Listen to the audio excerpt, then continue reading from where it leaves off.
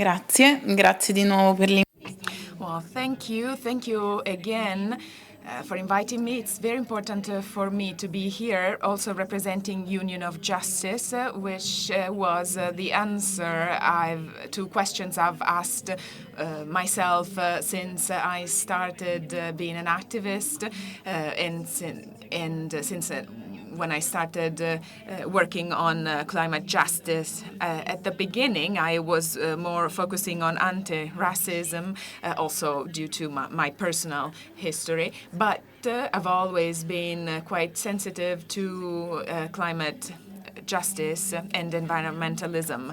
And then slowly I started being part of several movements dealing with anti-racism and environmentalist movements. And I noticed that anti-racism activists were only racialized people, and environmentalists are 99% of the time Western white people. So Union of Justice was created to create a connection between these two worlds that actually share a lot, and I'm about to show you how. There. So what do I mean saying that climate justice is an anti-racist issue? It's a matter of white supremacy, the system whereby white is the standard, and if anything else is assessed or is compared to whiteness and Eurocentric views. And on YouTube, you can find The Danger of a Single Story by Chimamanda Ngozi Adichie, who is from Nigeria. She explains very well how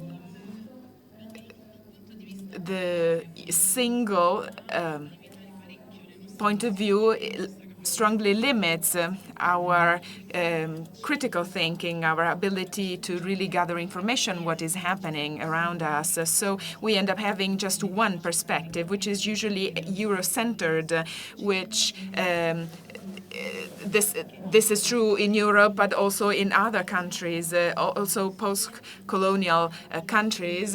We study the history of France and the UK. Rarely we study the history of the country where the people live and go to school. In terms of discrepancies, we have also noticed differences in something that happened recently in Pakistan and in Germany a few years ago. If you noticed, the media described these two environmental catastrophes in very different ways. In the case of Germany, the tone was full of surprise. Wow, this is incredible. So incredible floods, unexpected. Who would ever expect anything like that? So this perception was based on the fact, on the thought of we in Europe would be saved from any, or exempt from any consequence of climate change. The flood in Pakistan was relatively less coverage, and there was a way to say, poor them, that country, yes, we know, we expect this country to be hit by such disasters. And there was also a discrepancy in the narratives around the Ukrainian refugees when the war started between Russia and Ukraine, and all the global support they received even immediately, because they were white and most of the times non-racialized people. So somehow better deserving support and help. And then the climate crisis has already impacted more than 21.5 million people, and we don't hear about them. We talk about economic migrants, we talk about refugees, we talk about the war in Syria, but we don't talk about displaced people or climate migrants, the great majority of the migrants who actually are moving today.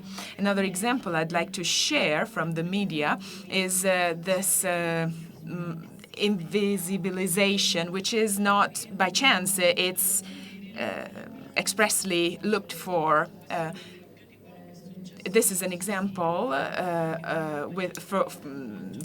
from the Associated Press, which is quite well known in the press world. As you can see, they took a picture of activists during a climate conference, but there's one person missing in the picture.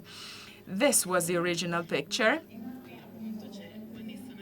Here we have Vanessa Nakate, who is the only black activist from Africa. She tweeted this. You didn't just erase a photo, you erased a continent. Because we don't really talk about Africa unless we use passive tones. We never talk about active people who react, who do things, just like Omnia said earlier. And we also have a double standard. For example, we can think of Pakistan. Pakistan is responsible for less than 1% of the causes leading to climate change, but it is suffering more than 30% of the consequences. So we need to strive and have a global view on causes and consequences of the climate crisis. Otherwise, we run the risk of leaving out the greatest part of the population, that is the one that suffers the most. Climate injustice is also linked to the fact that nature doesn't say where it will create disasters. Disasters will happen based on social, natural, and economic factors. So we need to strive for a global point of view. And the same is true for Africa. We often hear people say, we're on the same boat, the whole planet is burning, but that's not true. There are people who are risking much more than others. In the case of Pakistan, for example, or even in urban areas, people living near industrial neighborhoods or toxic areas, because they don't have the social and economic means to live in better conditions and better health conditions. So it is also a matter of health.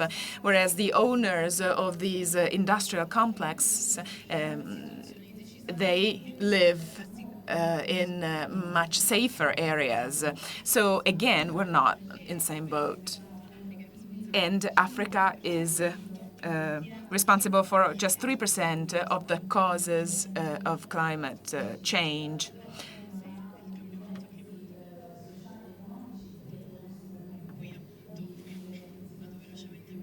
Let me quickly move on. We talk about colonial gaze. So, as I was saying earlier, we still look at Africa as a continent that we can exploit. It's a passive continent that cannot react, that has no resources. They actually do have the resources, but they are exploited by single individuals or industries that are ruthless. So we have the concept of development that is very based on Europe. So it's still based on the principles of the Industrial Revolution, which is absolutely not sustainable from a climate point of view. And then we have all the electronics, secondhand clothes that are dumped in the waste bin of the world, which is Africa. And let's look at at Italy. We know we have these situations in Italy. We know caporalato, which is a contemporary slavery form. It is. We also are very proud of all the products made in Italy that are actually blood-stained. The people are exploited to produce all of these Italian products. So after this overview of negative elements, let us offer some possible solutions, or at least food for thought to change this colonial point of view we have grown up in. So, for example, we can start diversifying our sources. That means really check where we find the news. We read who are the authors. Are they all white? Are they all Italians? Are they all Westerners or grown up in the West? If so, then maybe we should start looking elsewhere, listening to other voices. Another thing that we can do is consider our privilege, which is not positive. It's negative in the sense that it is a limit blocking our view, because it's made of obstacles. So all the systems that we participate in, not even realizing it at times. So we can share our perspective, our views, especially in situations like today, to stimulate each other to think out of the box and get out of our comfort zone made of perceptions that we know very well, and then make conscious and coherent choices and based on awareness. So if I buy bamboo toothbrushes to be more sustainable, I will not buy them on Amazon, which is a great multinational that exploits people.